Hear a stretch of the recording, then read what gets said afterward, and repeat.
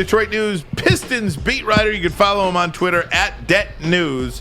Rod Beard, and just so you know, Rod, I got my yearly subscription to the Detroit News today. I got that. Did that online. I get it too. For whatever reason, like my subscription came up, so today was the day that I resubscribed, my friend. Thanks for the time. How you doing, bud? Oh, I think you're on mute, or we can't hear you. Can you guys hear him? That's Rod. Rod, unmute yourself. Rod, unmute yourself. Do you see that in there? Uh-oh. There we go. Rookie mistake. Oh, yeah, there we go. There we go. Baby, yeah. We only been in this doggone pandemic for 2 years. We're still figuring this out. Thanks for having me on, guys. It's all Good to good, see man. you, Thanks, Rod. We love having you on. Rod, you were the guy I wanted to talk to today because I always feel like you can help me control my emotions in this regard. I'm very disappointed in the Detroit Pistons this year. Is that disappointment warranted, justified? Let me ask you this. What were you expecting? I was expecting them to win a few more games. How about some fun? I was expecting them to just look better. I mean, they don't look like they're not a fun team to watch. They're boring out there. I was expecting to see some development from guys. I kind of get a sense, and I'm and feel free to react to this, not to hijack the time. React. I feel like this team, whether it's Jerami Grant, Sadiq Bey, Killian Hayes, or whoever's on the floor, doesn't know what to do on the same floor as Cade Cunningham. I feel like everybody's just kind of like, this whole organization has been like, here you go, here's the wallet, here's the keys, here's the organization, Cade, and everybody else is kind of like, okay, what's my role now? What do we do? What do we do with this? No, and I think there's something to that early in the season when Cade Cunningham missed training camp, missed the first couple of games of the season, this was Jerami Grant's team, and he was the scorer. He was the main guy that they went to for everything. And now you're starting to see that level off a little bit where there's Cade starting to score 20 points a game. That average is starting to pop up. He's hitting a few more threes, and they're learning to work around him. More than that, though, it's Cade with the ball in his hands and initiating the offense, where we saw Killian Hayes doing a lot of that early on. So this is the transition that we're seeing now is Cade's going to do a little bit more of the facilitating, the creating. He can get in the lane and create his own shot. But what we haven't seen is him just taking over a game and just being, I'm that dude. We've seen Jerami Grant do it. We know he can do it from last year, but now we've got to see how Cade can defer and take over when necessary, and he gets a good handle on that. And again, he's what, 20 games into his rookie year, not even 20 games. He's going to take some time. Yeah, these guys are young. These guys are young, Rod. They're very young, and I understand that, and they're trying to find a connection. Cade obviously is going to be the guy. We've seen flashes. We know that, one, he's a leader. Two, he's a team guy. Three, he can play ball. He can play. Yep. So I'm excited for all of that. And they just have a lot of young players. My question is this. They extended Dwayne Casey before the season. It was only a one-year extension, but it was an extension nonetheless. Is he the right guy to bring this team along? Dwayne Casey has had a lot of success, but with a lot of veteran guys. Is he the right guy to bring this team along? I'm asking because I don't know. Yeah, and it's interesting. I just wrote about this for a piece for tomorrow. There's going to be a lot of finger pointing at Dwayne Casey and say he's guiding this thing wrong, or he isn't the guy to go in the future. But the main point is what you just pointed out is he's making $7 million a year, and I think he's still got 2 or 3 years left on that deal. Who's scratching out that check to give him $20 million to go away and to bring somebody else in who's going to right the ship if that's what people are looking to do? I think when they brought Dwayne Casey, the top thing was he's a player development guy and he's a relationship guy. If you judge him on those two things, he's done well in both. He's created a roster of young guys and made them better. Is Sadiq Bey better than he was last year? Yeah, a little bit. He's different, but he's better. Is Isaiah Stewart better than he was when he came in the draft? Yeah. Killian Hayes, still some time to figure that stuff out.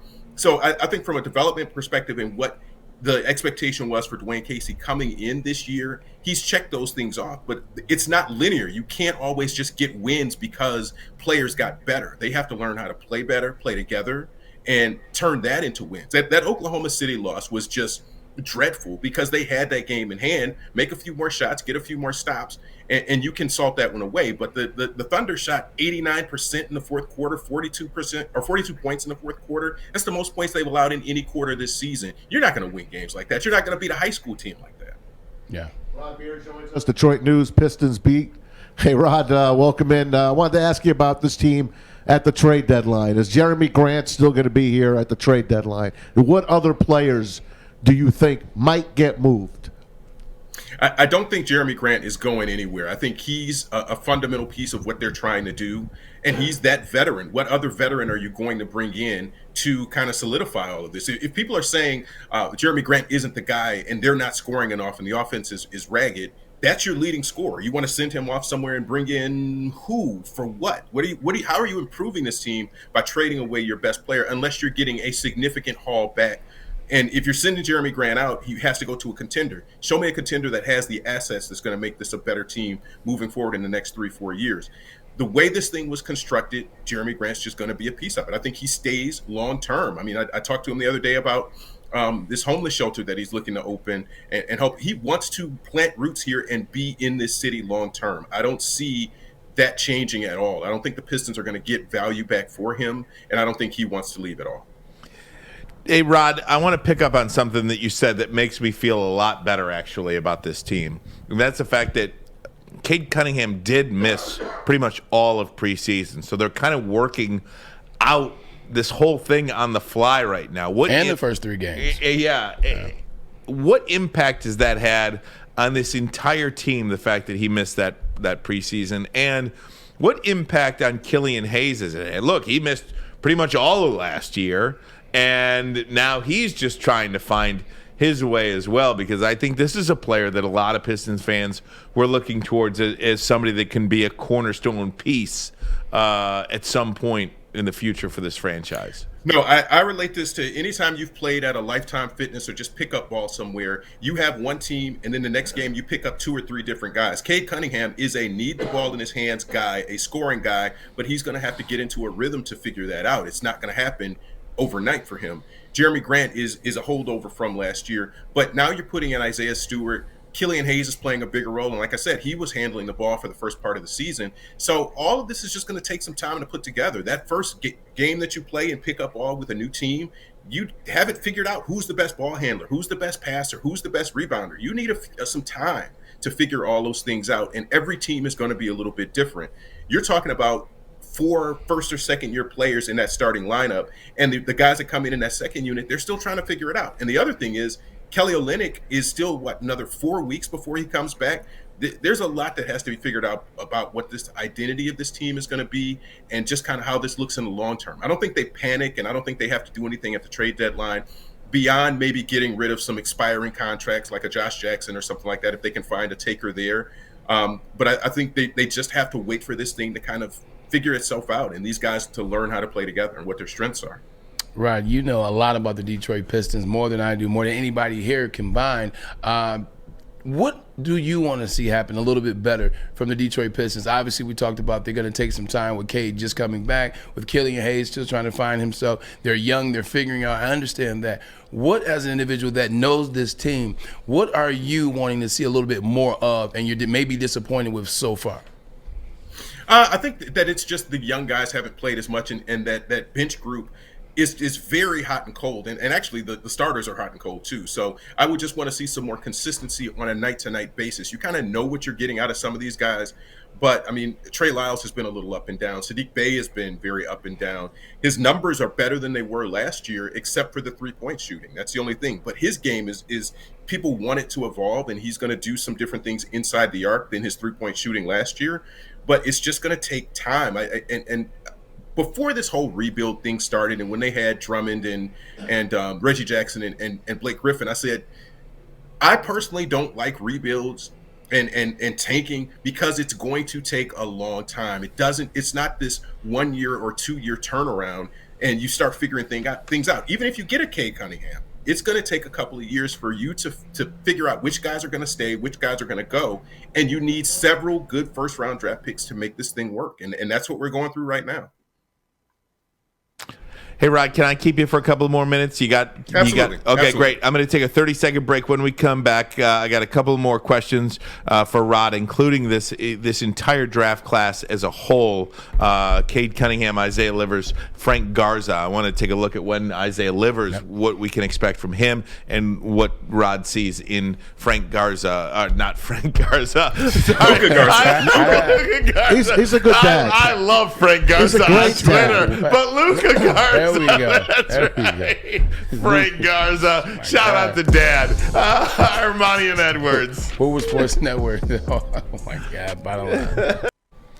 Hey, gang, we've got Rod Beard, the Detroit News Pistons beat writer, on the line with us now. We certainly appreciate his time. Follow him on Twitter at DetNews, Rod Beard, talking a little Detroit Pistons at LCA tonight against the Washington Wizards. Wizards playing pretty good basketball, 14 wins in 25 games this season, so 14-11 for them. Rod, I wanted to ask you about this draft class as a whole. You know, Cade Cunningham, the star, all that good stuff. And they are getting contributions from Luka Garza, turning into a fan favorite, and I love his dad, Frank, on Twitter. Shout out to Frank Garza. What do you see out of Luka, and when will we see Isaiah Livers get involved here? I think people have to keep Luka Garza in perspective that where he got drafted isn't a fluke. I mean, so many teams passed on him and he dropped so far because they didn't think that defensively he'd be able to stay on the court. The Pistons took that chance on him, and it turns out they need him now with Kelly Olynyk going down. I think he can be a serviceable player in short little stints. When he stays on the court for a long time, he gets tired, he doesn't move very quickly, and you're just going to have to get the most out of him offensively and just hope you can kind of cover up some of those deficiencies on the defensive end. And that's no secret. People have known that since before the draft, that's what the book on him was. In terms of Isaiah Livers, I think he's just working his way back. He thought he'd be back somewhere around November 1st, and that got pushed back a little bit more. I just don't see minutes for him, though, because you've got Hamidou Diallo, you've got so many people, Josh Jackson, who are in front of him in that playing space, and the rotation, there just aren't going to be a lot of minutes for him. But again, that was something that was known as well. And I think that with the Motor City Cruise, that's something that he'll have an opportunity to be the name on the marquee, one of those guys that they can sell tickets and people will come to see because they know Isaiah Livers. Hey, Shout out to the Detroit Drive. I think that was an indoor football Motor team. City. Oh, the Detroit Motor Drive. City Cruise. The Grand Rapids Drive, I think. Weren't they the Grand Rapids Drive? the Detroit Drive was the Arena Football League. League. Football Art League. Schleister. They had like the light blue and pink or something. Yeah, they won Weird 5 color. in a row. I was They were down there at the terrific. Joe. Yeah, I went to the J. I saw them too. Go ahead, man. Hey, Ron, I wanted to ask you about Cade. Go back to Cade for a minute. Who is Cade Cunningham in the NBA? We all know when he came here from Oklahoma State. Who is he to you that you've seen him up close and personal? The name that sticks in my head that somebody told me in the offseason is that he's Grant Hill, but not quite as explosive and with a better jump shot, a better outside shot.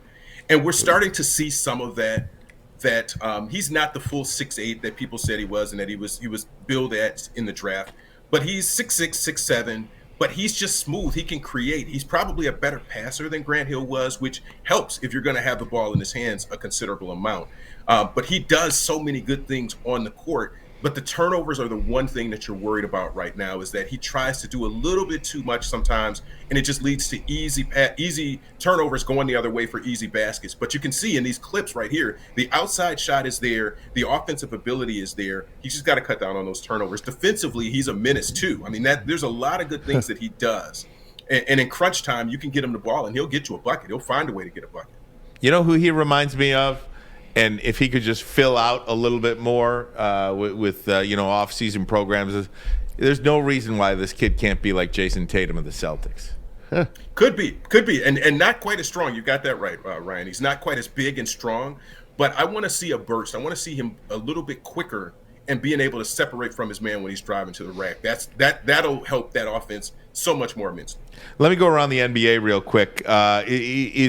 Is it surprising to you what the Golden State Warriors are doing? No. That's what people were afraid of, is that even with all those injuries, that they would figure it out with some of those other young guys. And then when Clay came back and James Wiseman, that they would just be this monster. And that's exactly what it's turned into. That Steph Curry is probably the leading candidate for the MVP right now, just for what he's done.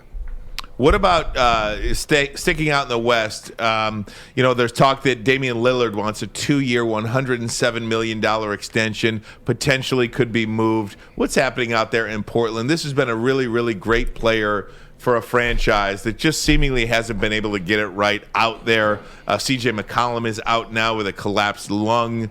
He's out indefinitely. What do you think? And where would a Damian Lillard go? I mean, Boston. my goodness. Boston. Yeah, they will find it would be someplace like Boston that has all those treasure troves of draft picks that needs a guy like that.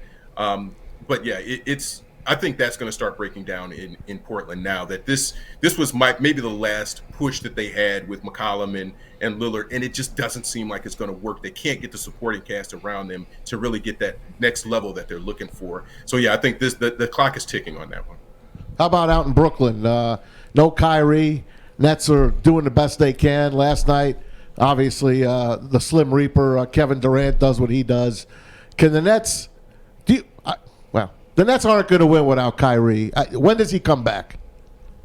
I don't know if he does. I think he's dug in the sand on his not getting a COVID vaccine, and he's just going to be what he's going to be. And I don't think anybody's going to convince him of that. And so they're just going to have to do it with Harden and Durant and the group that they have, and that's going to be it. I don't think they win the championship either. I think that that Milwaukee's going to be stronger, and they're going to be able to defend that, at least in the East. And then we'll see what happens with the West. And obviously the team that most people talk about all the time, but how do you not? Talking about the Los Angeles Lakers, you see at times when it seems like Russell Westbrook is starting to find himself. See, he's starting to find some rhythm, starting to find his jump shot a little bit. He's not taking as many dumb shots, but he still makes, say, Anthony Davis is kind of soft in there. Do you think that this trio, can they get it together by the time it's time to play playoff basketball in February? You think they will get it together, or do you think they'll struggle for the entirety of the season? That part doesn't matter. They just got to get to the playoffs, and they just want to fast forward this thing to, much like the Nets. They just want to fast forward to the playoffs and then start playing. So I think that's what we're looking at. Is as long as you get Russ in a good headspace and he's not killing the team, then that's fine. But they want to get to that first round of the playoffs where they're in a series and everybody can turn it on and start playing for real. Everything else before that is window dressing. It's nothing, and it doesn't matter at all. What seed they have doesn't matter. You think anybody wants to play the Lakers in the first round? Not at all. And as long as it's not Golden State and the Lakers in the first round, I think they're good with it. Hey, last thing from me, Rod. I wanted to ask you about the Indiana Pacers. They have made it pretty well known that they're going to rebuild. Their guys are available. Sabonis is available. Miles Turner is available. Karis LeVert is available. Turner and Sabonis specifically, both those guys are 25 years old. Would the Pistons have any interest in either of those two players? And affordable. Yes. Yeah, they could be affordable. The problem is going to be that there's going to be so much competition at the trade deadline. So if the Pistons want to do something, they've got to strike like now and do it and make them an offer that the Pacers just say, you know what, this is better than we're going to get at the deadline. I'm just not sure that they can do that, and it might entail them breaking up some of this young core that they've got in order to get one or both of those guys. But again, I think they're looking forward to slow playing this and just waiting until Olynyk comes back, and they'll take their chances with that. But when you look at the Pistons, I wouldn't say that they're in a desperate mode of trying to win right now. I think they're just looking at, hey, let's get this right. You can't measure the growth that they're taking in wins. The growth that they're making is going to be, hey, when I look at Cade, when I look at Sadiq, when I look at Killian Hayes, is there an upward arc, and are they starting to figure this thing out? And if that's the case, the wins don't matter necessarily. Hey, Rod, how do the Pistons respond tonight now against the Wizards? Do you think you get a heck of an effort out of them? Anybody going down to LCA tonight? What are they going to see tonight out of the Pistons after that fourth quarter collapse against the Thunder? Are they going to get a good game tonight? Yeah, I think they get a good game because you look at the first half of that Thunder game, and the Pistons were shooting lights out. They were like, 60-something percent in that first half. It's just in that third and fourth quarter where they couldn't finish this thing. I think they'll surprise some teams in the second half of the season, and the schedule's going to get a little bit easier because feels like they played the Nets 9 times, the Hawks 3 or 4 times, all of the tough teams, the Bucks. So this schedule has to get lighter at some point. All good road trips, though, Rod. Well, is there really a good road trip in COVID? We've got New Orleans on Friday, so I'll let you know. There you go. I tell you one good road trip. It was in Indianapolis this past Saturday with Michigan beating on Iowa. I gotta get your prediction. We got the helmets on the desk. You got Georgia. You got Michigan. What do you think? I think Michigan figures out a way to do it. I'm going to say 31-28. Yeah, there we go, Rod. baby. That's what there we say. Go. It's funny because my prediction was 38-34. Obviously, I was supposed to say that probably for another 2 weeks, but I think the same. I think it's going to be right there in that wheelhouse of 4 to 3 points, 38, 34, 31, 28, somewhere in that. I love that prediction. Hey, Rod, we There you go. appreciate the time, my man. You're our guy. We love you and always breaking it down. Check him out on Twitter at DetNews Rod Beard. Yes, also, sir. read him in the Detroit News on DetNews.com. And, of course, check him out here from time to time. We love Yes, having sir. you, Rod. See you, Rod. Appreciate it. Right, Thanks, guys. appreciate Take all it your easy. takes, buddy. You got it. The great Rod Beard with us, and we certainly appreciate his time.